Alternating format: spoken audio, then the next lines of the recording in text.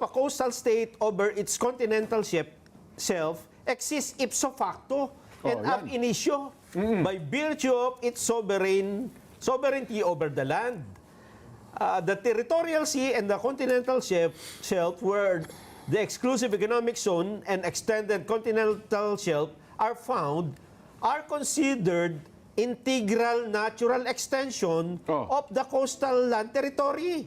This is expressed in the international law principle of the land dominates the sea. A coastal state has an inherent rights to its continental shelf without need of any formality, announcement, proclamation, or occupation.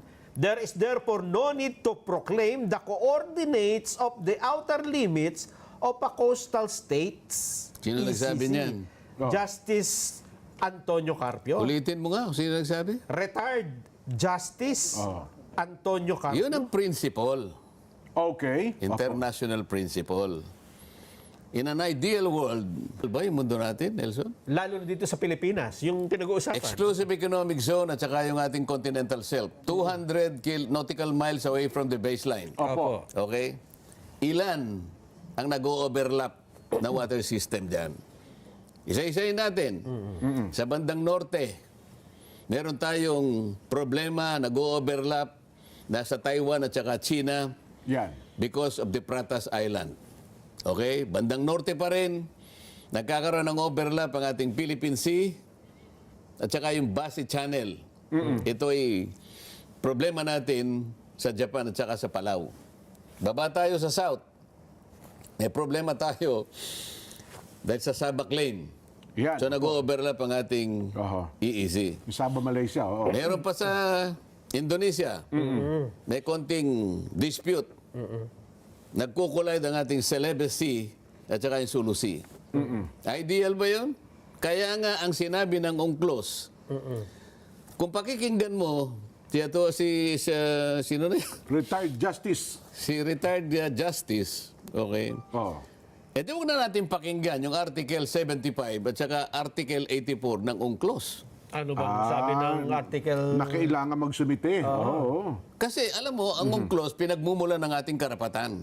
Ngunit meron ding partiyan ng obligasyon ng bawat estado. Para maklaim mo yung karapatan na yun. Kaya kailangan, meron tayong coordinates talaga. Nag-aaway-aaway nga eh. Baka naman walang letra por letra nakasulat na kailangan ng coordinates. So, di basahin niya. Alam nga naman ako pang magbasa sa kanya. Kailangan, basahin niya. Ito, binabanggit ko na nga sa kanya eh. Article 75 at saka Article 84, inuobliga po tayo ng UNCLOS. Na magsumite. Hindi lamang yun. Alam mo kung sino pang nag-uubliga sa atin? Sino? Yung Secretary General ng United Nations. Sapagkat tayo ay miyembro ng UN. Alam mo, nag-i-issue ng regular na paalala ang United Nations na tayo ay mag-comply doon sa mga regulatory issues. Kagaya, pinagsasambit tayo ng coordinates talaga. Alam ba nyo ngayon, isipin, ito, kailangan malaman ninyong dalawa ito. Obligasyon ito ng isang partido ng isang treaty. Okay? Kailan ba tayo nag-sign sa UNCLOS Gen? Kailan pa? 1982. 1982 na pala. Niratify ng ating pamahalaan 1984. Okay. Naging enforceable sa atin 1997 o 1994. 1994, okay. Sa makatwid, 1994, 2026, ilang taon nang nakararaan? Nelson, Mga... mathematician, 32. 32, tama. 32 years ago. Sabi ng Article 75, 84, mag-submit kayo ng chart sa mga coordinates. Hanggang ngayon, hindi pa tayo nagsasubmit. 32 years nang nakakaraan. Babasahin ko na para akala ano nyo lang yan interpretation. So yan, nakita na niya. Basahin mo. Article 75. Part of the convention's provision on the exclusive economic zone requires coastal states to provide publicity for charts or list of geographical coordinates. Yan. Ulitin mo nga yun, ulitin mo nga yun. List of geographical Ayan, coordinates sana nakikinig yung... defining the outer limits of their EEZ. Oo. Ibig sabihin, Sen, parang talagang banggaan no? Hindi ba obligasyon 'yon? Ibig mo sabihin ikaw pinangangalandakan mo ang karapatan mo sa UNCLOS, pero yung obligasyon hindi mo tinutupad. Aha. Dalawang bagay 'yun, Nelson eh. Tama. Alamin mo ang karapatan mo, sinasaad sa UNCLOS, ngunit gampanan mo ang pananagutan mo, ang obligasyon mo na nakasaad din dito. Aha. 84, ano sinasabi ng 84? Yan. Hanggang 75 lang po ito. No, sige, basta total nabasa niya na yung dito pa lang, ano dito na. pa lang tapos Wala na tayo na po. O bakit niya sinasabi? Sinong paniniwalaan mo ngayon? Yung UNCLOS o yung sinasabi niya? Aha. Makikita po ng ano natin ngayon. Bakit po kailangan ng coordinates? Ang dami po kasing disputants ang daming claimants Tama po. Para hindi magulo, yun lamang yun lamang pong sasabihin ko sa inyo, meron tayong tinatawag na International Seabed Authority. Okay. Yan po ay may kinalaman sa mga vessels na nag-explore po ng oil and gas. Na ganyan, tsaka ibang magnetic minerals, ano? So, exploration naman po ito. Okay. Ibang genetic minerals, I'm sorry, no? Sana kung ang pakay mo lang ay Maritime Scientific Research. MSR. Ayan, kakaraniwan may consent na yan kasi kailangan ng pangmundong ano yan ano yan agham yan Opo, Research. science. Para malaman natin kung Ganun ano. pala yun. Oho. Yan, walang masyadong problema yan Masyadong Opo. tututo. Pero pagka pumalaot ka at ang gagawin mo ay exploration, oil, gas, Ayan. and genetic minerals, Aha. ay i-guide ka ng Seabed Authority kasi nasa ilalim na yan. Kaya nga yung continental shelf mo, kailangan yan Opo.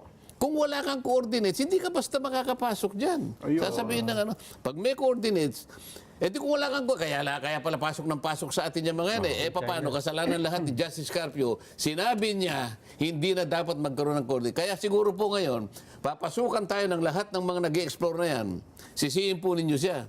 Kasi ayaw niya magbigay ng coordinates Hanggang ngayon po, ay wala pa po tayong coordinates pagkatapos ng 32 taon. Alam niyo kung bakit? Ayun ko. Kasi pinayuhan nga ni Carpio na wag na maggumawa. Kaya nga siguro. Aha. Ngayon, madali namang kwentahin. Na pag sinasabi natin, halimbawa sinabi ni Jen, sinabi ni Nelson, sinabi ko na rin, hanggang ngayon po, after 32 years, bakit hindi po tayo makapag-submit, makapag-deposit ng chart at geographic coordinates? Mali ka naman Putya. Oo. Kapag ang dami na namin puntahan po ninyo yung website po ng Division for Ocean Affairs and the Law of the Sea. Dualos. Dualos. Real Yes. time po ito. Yan po, ibibigyan po kayo ng update kung ano po ang naisubmit na natin. Tayo, transparent tayo Ang sinasabi natin dito puro totoo. Walang panlilinlang, walang pandaraya, walang panliligaw. Yan ang patakaran ng istasyon na ito. Nang sa ganun ng Hindi mamamayan. kagaya ng senador na binanggit natin kanina, yung tanong ko, kinuha niya sa ibang sagot. Pinaglalaban niya at pagkatapos papasok siya, parang akala mo siyang national hero. Mamaya, i-discuss natin. Alam mo kung bakit nila ina-avoid ang coordinates? Hindi nila talaga kayang gawin ito Ganun ho. Talagang imposible gawin, ano? Samantalang hindi naman siyang gagawa. Ang NAMRIA ang gagawa niyan di tulungan natin ang NAMRIA. Pag tulungan natin, ilaban ang saganang atin. Kung mahirap, hindi baling mahirap, pero tangkain natin, kagaya ng ginawa ng Mauricio, sinasabi ko sa iyo. Opo. Kinuha nila yung parte ng high seas para makapag-declare sila ng Chagos Archipelago. Ang Brazil, in-enclose nila yung St. Peter at saka yung St. Paul, Opo. taking part of the high seas. Iniintay nila kung may mag-object. Fortunately, walang nag-object. Kahit na ang Amerika hindi nag-object. Baka sakaling maging katanggap-tanggap yun. Bakit hindi natin gawin? Ba't di natin ilaban? Hinahamon ko lang sila dito pagkatapos ako ngayon ang gagawing traidor, senador. Hindi kasi nila kayang gawin. Alam mo kung ba't tinatago ang coordinates? Bakit daw po? Bakit? Nakakalimutan na ba natin ang bangungot tungkol sa flood control? Kaya tayo opo. nagkanda, Nagkaganito-ganito, nagkagulo-gulo na. Oh. nagkahetot-hetot, sabi nila, hindi ko alam. Oh. Kasi nga, yung coordinates mali-mali. Coordinates din. Opo. Coordinates din ang problema eh. Yes. Oo, nakita mo?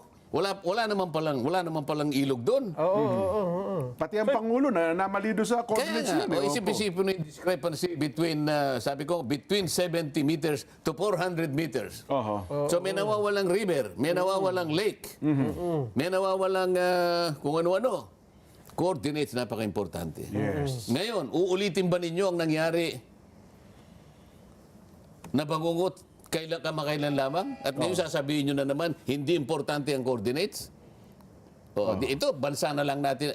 Ngayon, pinag-uusapan lang natin flood control. Puro tubig ang pinag-uusapan dito. Ngayon, Opo. isasangkot nyo na naman ang West Philippine Sea. Gusto nyo mag-drawing, hindi nyo alam kung saan kayo magsisimula at saan kayo hahangga. Oho. Tapos sasabihin nyo, ako may pakanan nito. Kayo po eh. Kayo po nagsimula ng mapa, inalis po ninyo ang KIG, tapos maghahanap po kayo ng kontrabida sa akin.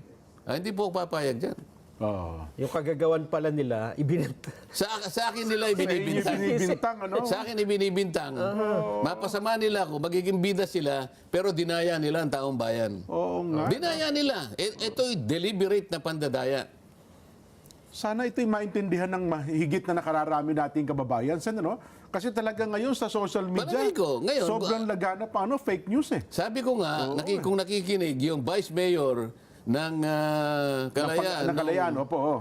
Kasi na-interview siya sa Isang palatuntunan po. sa GMA, Opo. whatever, sa isang Opo. palatuntunan. Oho. Pati yung mayor. Oo. Nakiusap naman ako na pagbigyan nyo rin ako. Kinausap naman nila ako, nakapagpaliwanag naman ako. Ayun.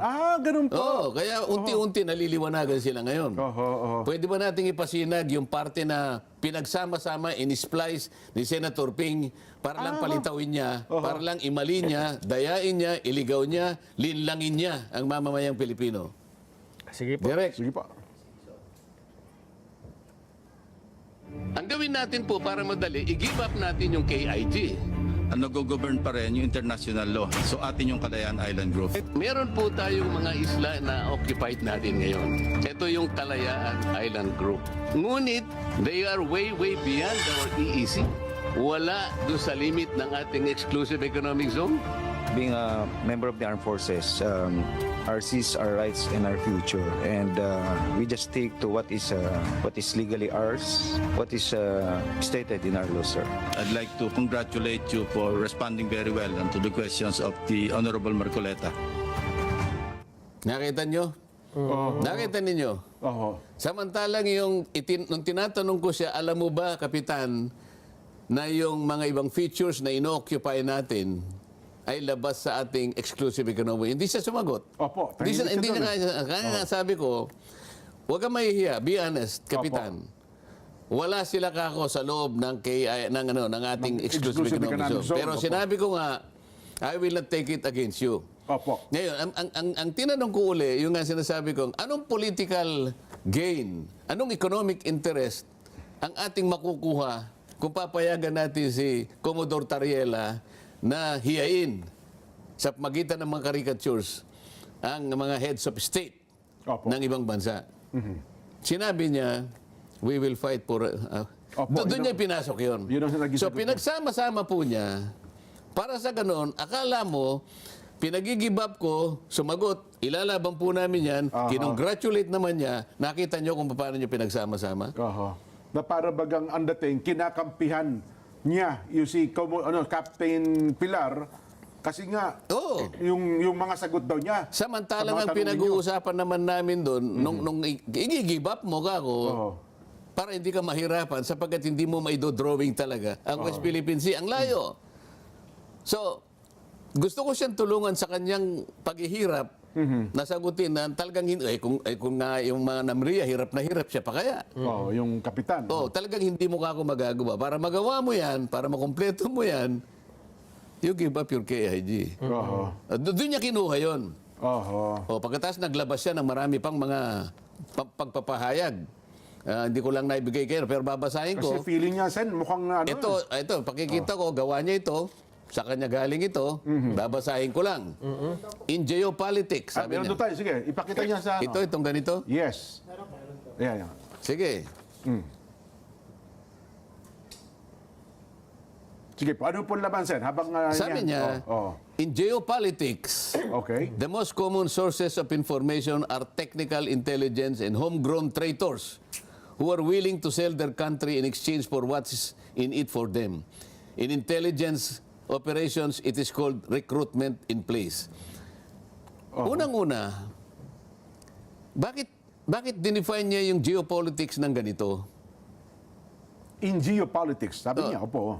Geopolitics daw ito na ang most common sources of information are technical intelligence and homegrown traitors who are willing to sell their country in exchange for what is in it for them.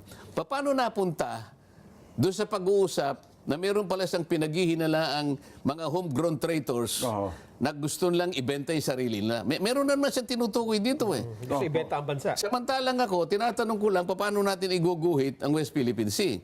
Ngayon, isinangkot niya yung geopolitics. Opo. Ano ba definition ng Ibig sabihin talaga ng geopolitics? geopolitics. Bakit?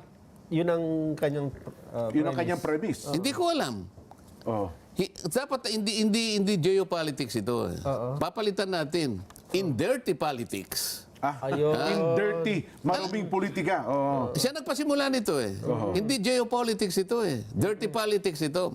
Kasi ang geopolitics is a study of how geographical factors such as location, natural resources, climate, and topography influence international politics, foreign policy, and power relationship between nations. Yun ang geopolitics.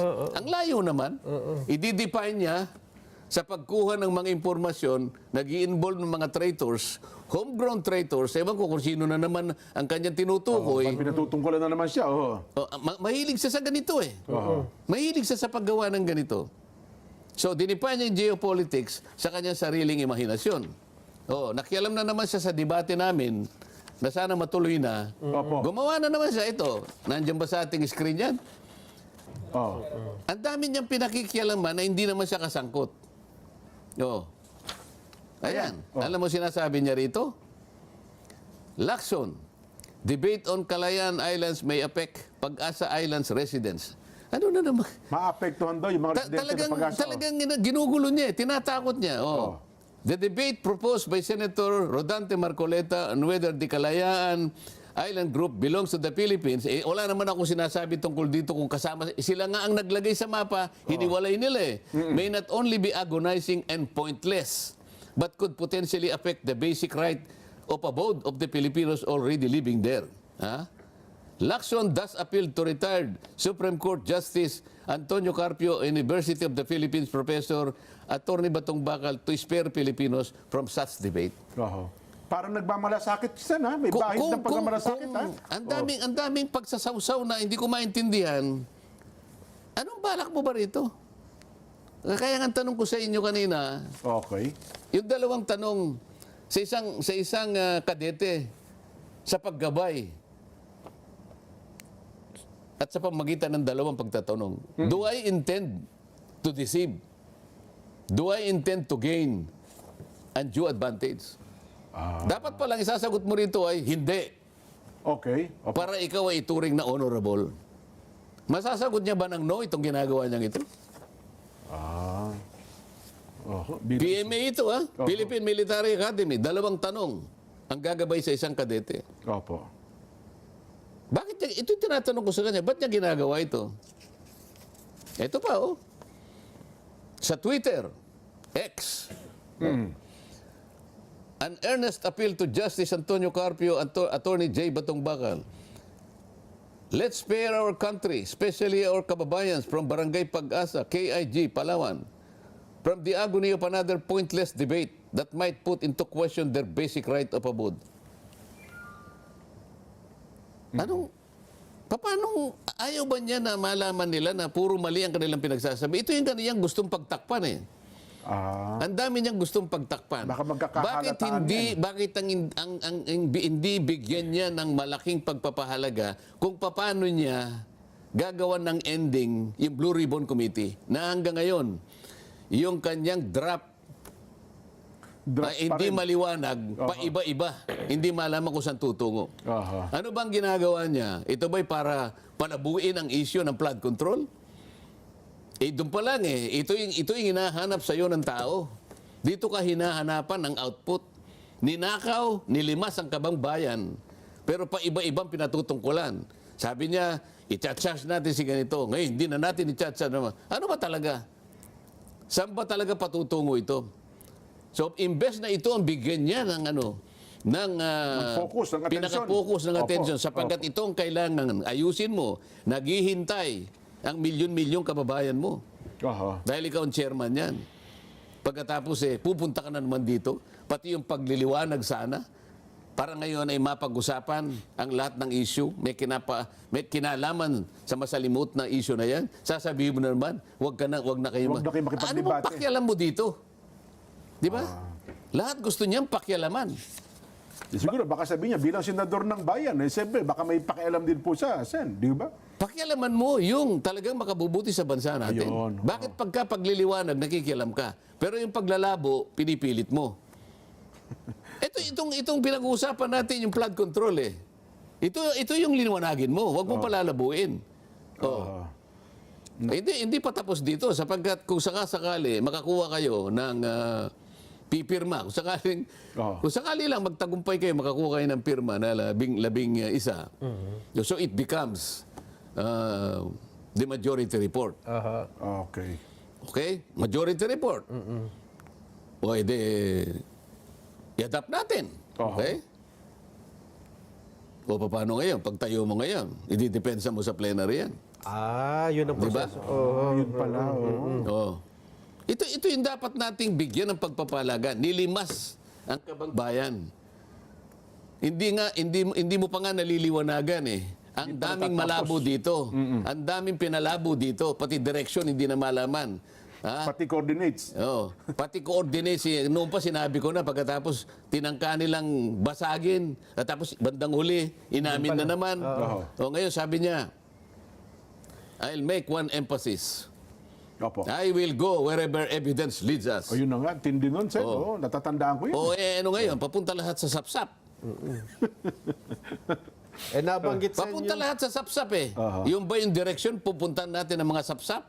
Parang yun talaga ang direksyon niyan, Sen. Kasi ayaw niya abutin yung palalaking isda Kaya siguro, yung sa paggawa ng West Philippine Sea, Yun ang baka nakitang sinakop nila alternatibo. sapsap lang. Paano yung KIG? Kaya tinatanong ko ulit, titignan po ninyo, balikan po ninyo yung mapa. Bakit po ninyo hiniwalay Ang KIG. ang KIG? Hindi po kami gumawa niyan, ginawa po ng ating pamahalaan. At nung isubmit po yan sa tribunal, kasama si Justice Carpio, kasama si Batong Bakal. Tapos Ngayon, ang mangyayari ngayon, stopel. Hindi na natin kayang baguhin yon kasi sinabit natin Naisabit dyan. na, Hindi lamang yun, marami pang mapang ganun din ang uri. Hindi lamang yung pinakita, isa lamang yun sa pinakita ko. Pagkatapos sasabihin nyo, merong isang traidor. Tapos kayo ang sasabihin, hindi nagsasalitang hindi teritoryo ng Pilipinas ang KIG. Pagkatapos sa akin yung sasabihin, Parang ipinibigay niyo raw ang KIG. pagkatapos hahamunin pa ako sa sinabi kong, whether or not the KIG is part, kayo nga ang nauna iniwalay nga ninyo Pero ano pang original version Alam mo, Sen? kaya hindi ko muna nilabasan. Ayaw kung kahit papano, siyempre yung gobyerno nagkamali siguro. Bakit gano'n? Oo nga Pero po. napilitan na rin ako papano, sa akin ipinupukol ang pagkakamali na sila ang gumawa. Pagkatas pagtatakpan nila yung kanilang pagkakamali. Huwag ka mag-alala, Justice Carpio. Meron ka pang isang araw tatalakayin namin kung paano mo ipinamigay ang halos 242,000 square nautical miles ng ating territorial sea. Bay, napakalaking bahagi ng Pilipinas to, Sen. Yan ay yung pinaka-ebidensya ng treason. Alam mo kung bakit, Jen? Doon sa kanyang ginawang pagdidesisyon, inakala niya, Ito po, Sen, desisyon na po niya ito, Pero desisyon niya ito. Okay. Ito, maalala niya, sasabihin ko sa kanya, Magaliona versus Ermita. Okay. Pumayag siya sa argumento ng gobyerno na paliitin na lang natin ang territorial sea sapagkat makakakuha ng tayo ng ganansya sa ating exclusive economic zone. Lumaki nga, sa palagay niya, ang exclusive economic zone, ipinamigay niya Yung 242,000 square nautical miles. Oho. Territorial sea yun, Jen. Ibig sabihin, parte ng ating territory. Yes, oh, Yung maritime rights, limited lang yun. Limited Economic lang po yun. rights lang yun. Opo. I charge him treason for this. Kailangan malaman mo na, Justice Carpio, kung nakikinig ka. Territorial rights po yun. Kasi sa ibang bansa, pag pumasok Ayun po ng nga, ibang kaya bansa, ayaw ito, nilang diba? makipagdebate kasi sasabihin ko lahat ito eh. Hindi na nga makikipagdebate yan, Sen. Hindi, makikipagdebate yan, pilitin nyo. Hindi, sinabi na may ano na eh, may ano Oo. to? premise na. Etin mo, dahil nga sa sinabi ni Ping Lacson Yan. na sinabi niya na geopolitics, ang pagkuha ng impormasyon sa mga traidor, bla bla bla. Opo. Gumawa rin ng pagpapahayag. Itong Justice Carpio, sinabi niya, I intend to revise. Sabi niya, sana ma-revise natin ang Foreign Service Act sa DZBB. Na-interview siya. Ha? Para daw malaman, baka may mga Pilipino na nagsisilbi na foreign agents at binabayaran ng China. So, nasabi na nga natin nung isang araw, nakalimutan niya, yung anak niya nagtuturo sa University of Beijing. Oho. So, nagsama-sama sila. Nakikita mo, magdidikit-dikit sa isang larawan na sila magkakasama. Oho. Kung basahin mo yung dyaryo ngayon, yung isang manunulat sa, hindi ko alam kung Inquirer yun o Ambet Ocampo. Opo. Isang malapad na dyaryo na lang po. Sige, Isang malapad na dyaryo, binabanggit na naman niya yung mga naunang mga mapa na pinagsasaligan ni Justice Carpio na, ayan, sabi niya, hindi kagaya ni Marcoleta na pinamimigay niya. Sabi na naman niya. So, iba, yung narrative nila, gumawa sila ng sariling narrative, sila-sila. Opo. At Na pagkatapos pinamimigay nyo ngayon, lang, pagkatapos, merong isang opisyal Oho. ng relihiyon. Ha? Opo. Hindi ko nababanggitin kung anong relihiyon, kung anong pangalan, kinocongratulate niya yung ginawang resolusyon ng mga dilawan sa House of Representatives, gumawa ng resolusyon congratulating the gallantry, the valor, Opo. and the yung katapangan, kabayanihan ng mga nakatira sa KIG na magpahayag ng kanilang na gusto yata nila kung gawing persona non grata, parang ganyan. Nakita mo na kung ano yung kanilang ginagawa. Kaya inuudyukan Gumagawa na talaga sila nila ng eh. pelikula. Opo. Kaya si Commodore Tariela, gusto niya akong hilain papunta ron para hiyain nila ako, di ba? Nakikita niyo na kung ano yung kanilang gusto mangyari. Ayun. Kailangan po malaman ninyo, mga kababayan, kung ano po ang buktot na hangarin ng mga tao sa likod ng gumagawa ng isang naratibo. Pero ang batayan po nito'y panlilin lang sa inyo, panliligaw, pandaraya sa sambayan ng Pilipino. Ayun. Pero teka lang, Sen, doon sa punto ng debate, binabanggit mo kayo na ano ba ang importansya at kung halimbawa magkakaroon kayo ng paliwanagan, kasi sabi, may nakikita kong usapan, binigyan na nga niya kayo ng dalawang specific na topic, gusto niyo naman niya, broad, walang topic, baka lalo tayo magkagulo doon. Walang paksang pag-uusapan kasi West lahat... Philippines nga lang eh. Kasi baka sabihin niya, hindi, gusto namin yun, bakit ganyan ang drawing na ipinadala niyo sa tribunal? At ibig sabihin ngayon, barado na tayo ngayon. Gusto nating baguhin yan. Sasabihin niya, teka muna. Nag-submit na kayo nito eh. Meron na kayo naunang sinumit eh. Oo. Anong tawag doon? Stopel. Stopel palang tawag doon. Oho. Hindi, pero sa tingin ko naman baka matuloy pa po yung debate, Sen. Kasi sabi nga namin ni Nelson, sana may mga grupo na pumagitna para pag-usapan kung ano talaga ang topic. Ano ang Basta wag pag-uusapan? lang, topic nga is West Philippines Sea. Kasi dito na ako minamarkahan na parang ako pang nag-traidor samantalang silang pangunahing traidor. Oho. Oh. Ayun. Sabi niya, ito, ano nakalagay? Sana naging maliwanag. Opo. Sa amin, Sen, maliwanag. Siguro sa mga tagapanood natin ay maliwanag din. Kasi merong iba, sabi nga namin, kahit anong paliwanag nyo, ayaw talagang tanggapin eh. Hindi ko naman ginagawa ito para sa kanila eh. Ayun, tama kayo. Wala sila sa akin eh. Alam mo, Opo. mas importante sa akin, yung mga kababayan natin na kayang tumanggap ng katotohanan at Yan. katwiran. Yung Marami, open-minded. yan ang pinakamarami. Oho. Yan ang ayaw kung kahit sino ilinlangin sila. Oho. Kasi madali silang gumawa ng naratibo, kagaya ng discuss natin kanina. Ayaw kung may malin lang doon.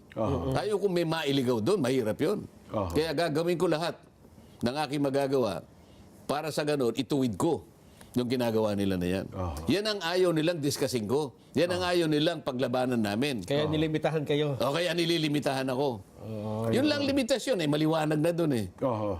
Patutunayan niya raw na mali yung sinabi ko na there is no such thing as West Philippine Sea. Hindi man lang niya binalikan kung paano, bakit ko sinabi yun. Oho. Hindi makailangan ng debate yun. Balikan mo lang bakit ko nasabi yun eh. Tama. Di ba? Sabi ko nga, wala naman kayo pagkatalunan sa So, issue na yun. pagkatapos sinabi niya na, sinabi ko rin ng HIG ay, kung hindi parte ng teritoryo. Hindi ko nga sinabi yun eh. KIG, opo. Kayo nga ang gumawa. Hindi nyo sinabi pero ginawa ninyo, hiniwalay ninyo ang Kalayaan Island Group. Oho. Malinaw na malinaw yun ha. Exhibit A yun. Nilagay pa nila ha. Oho. West Philippine Sea. Pero may hangganan, wala talaga. So kayo pong mamamayan, kayo pong mga kababayan natin sa Kalayaan Island Group, tinuulit ko po, wala po akong sinabi na gusto ko kayong ihiwalay sa teritoryo natin. Sino naghiwalay? Sila pong naunang iniwalay. 2012 po iniwalay na po kayo eh.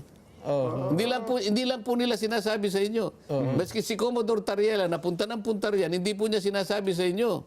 Oho. Inuutulang niya kayo. Bakit? 2012, alam niya na ang mapa na yan eh.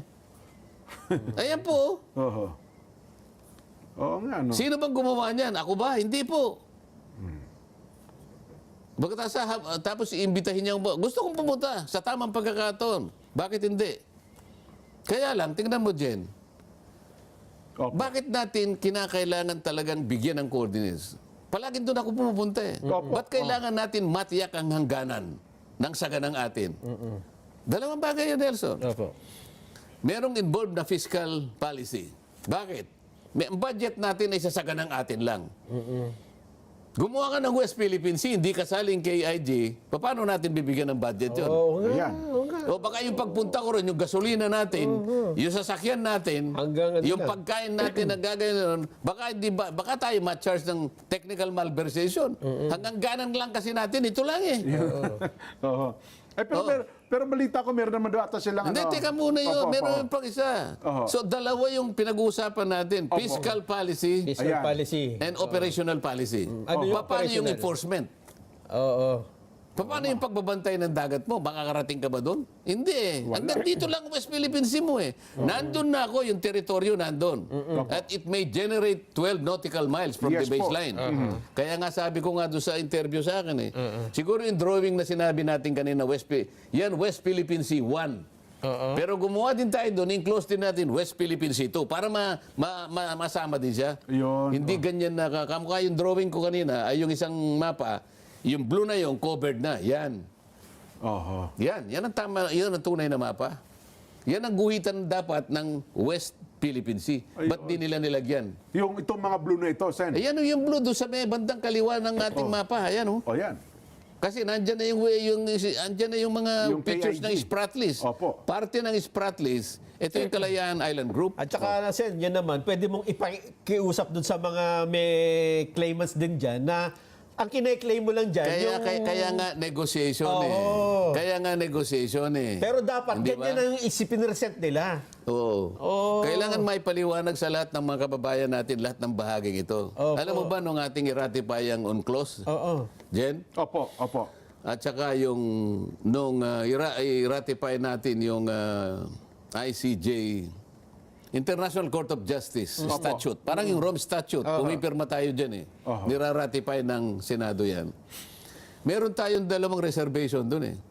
Hindi tayo pasasakop sa kanilang pagdidesisyon kung merong issue ng territory at saka delimitation.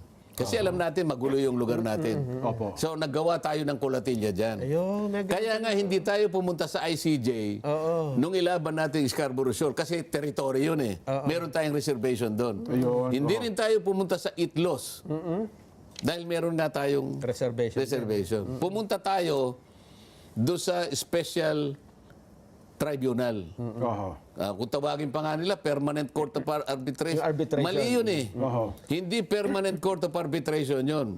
Ad hoc lang yun. Pumili tayo ng arbiters. Opo. At yun, nung makapili tayo, sila ngayon ang gagawa ng arbitral award. Pagkatapos na magawa yung ruling na yun, dissolve na yun. Ayun. Now, tingnan mo kung magsalita sila, the Permanent Court of Arbitration. Oo nga, yun din ang... Kailangan maliwanagan lahat ito. Kaya kung freewheeling ang discussion, ba't ayaw ba nila ito para magkaliwanagan? basta usapin, West Philippine Sea. West Philippine Sea. West Philippine Sea, Oo. Oo. Eh, ba't mamarkahan mo yung sasabihin mo atin ito. Pagdating naman sa tamang pagkakataon, amin ito, kanya, ang daming kukontra sa'yo, hindi mo alam paano mo paninindigan yung ganun sa'yo. Kasi hindi mo maituro. Hindi mo maituro Oo. Pero dito, pansamantala, initially, tinuro nila itong aming West Philippine Sea. Kaya lang nilabas naman yung KIG. Labas naman ang KIG. Oo, edi ngayon, ang mali mo ngayon, magkasalungat ngayon yung mapa mo at saka yung definition ng West Philippine Sea na nasa batas natin. Tama. Kasi sa batas, nandun yung sa West, ang Philippine Sea include KIG, itong sa Scarborough Shoal, at itong sa... And the maritime feature, sabi niya, ng KIG. KIG. Oh. Pagkatapos gumawa sa ng mapa, mapa, wala namang KIG. sila dyan. Salungat. O paano ipaliliwanag ni Justice Carpio lahat ito? Ayaw nilang pag-usapan ito. Kasi sabi ko nga O kaya bubulagin nila yung tao, dito lang ako. Nakakita ka ba naman debate, ikaw nagdidikta kung saan lang gusto mong pag-usapan? Ang punto nga dyan, Sen, ayaw magdebate kasi magkakabukingan dyan eh. Ay bagay, ito, mayroon na kayo isang naibuking no? Ayoko naman ng bookingan, pero kasi ang ginagawa nila, halatang halata, gumagawa sila ng isang naratibo na akala mo yun ang nangyari. Hindi totoo yun. Gawa-gawa nila, ibebenta nila sa taong bayan. Lalong-lalo na sa mamamayan ng Kalayaan. Oo. Kasi parang ang gusto nila, magalit ang mga taga-Kalayaan sa inyo. Nagagalit ka sa akin ngayon nagagalit nga. Pero alam ko naman, dahil ang Pilipino, likas na matalino yan, at pag nalaman niya ang kaiba yung pananaw at saka yung kaiba yung pagpapaliwanag, alam na nila kung sino sisisihin nila. Ayun. Nung nakaraan, narinig ko, ini-interview yung mayor ng Kalayaan, sinusubuan ng tanong, pero matalino din sumagot yung mayor ng Kalayaan magaling. Hindi rin nila basta-basta mahira doon sa gusto nila. May mga binabanggit pa raw siya doon sa UNCLOS na yon. Sabi nila, ang UNCLOS daw po ang batas, hindi ang pangalan ng mapa. Talaga pinipilit nila siya na para bagang yung mapa na gagawin. Walang halaga yan. Hindi mahalaga yung mapa. Importante yung... Ayaw mo naman sundin yung obligasyon mo sa ilalim ng UNCLOS. Pinagagawa ka naman ng coordinates. Ayaw mo namang maglagay. O paano mo rin matutukoy ang hangganan mo? Maski pa paano makwentahin, maling-mali sila Bakit nga ganon, Sen? Retired Supreme Court Justice. Ang kanyang statement, no need to announce coordinate of outer limits. Pero ang UNCLOS, ang sabi, you have to publish. Mas marunong pa siya sa UNCLOS. Wala na tayong magagawa doon. Hindi ba niya nabasa kaya yung ano? Nabasa niya siguro, pero hindi niya maintindihan. Nakita, hindi maunawaan. Wala akong konklusyon na ginagawa. Paano gagawin mo? Kaya naman niyang magbasa. Palagay ko naman, yung kanyang... Bilang isang abogado hukom, talagang palabas na talaga dapat yan, Sen. Paano nga ang gano'n? Ba't sasabihin niya na hindi na kailangan? Samantalang ang sinasabi ng artikulo, kailangan. Linaw-linaw. Lalong-lalo. Ang kinukot niya kasi, yung principle. Sabi ko nga sa iyo, in an ideal world, na walang disputants, walang claimants, baka sakaling okay na tayo dyan. Isang perfectong daigdig ang Sinasabi ko nga sa iyo, ang dami sa lahat ng panig, ang daming claimant, nag-o-overlap ang ating exclusive economic zone. Okay sana, Sen, yung principle. Kung wala yung UNCLOS na mismo may utos Hindi ba? Andyan, utos na nga, linaw-linaw Yun pa nga Hindi